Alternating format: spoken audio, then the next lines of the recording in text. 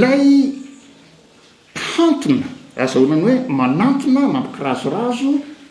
manana hevitra anankiroa de ny anankiray moa zany le heviny arabaky teny de hoe mampikirazorazo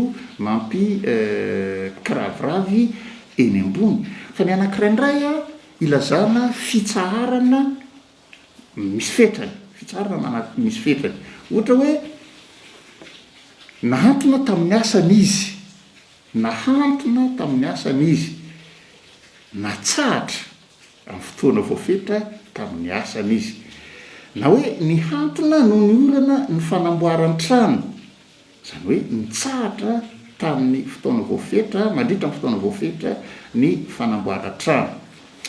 ny manatona kosa ny heviny tsy misy kentrona am'le hoe manatona manakaiky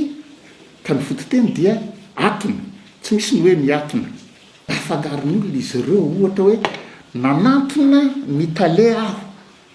de vomafy le tale satria ho faty izy raha nanatona ny tale ianao satria lasa nasianao tady zany mitendany any de nakiraviravina any ambony izy fa am'izay zao de hoe manatona ny tale aho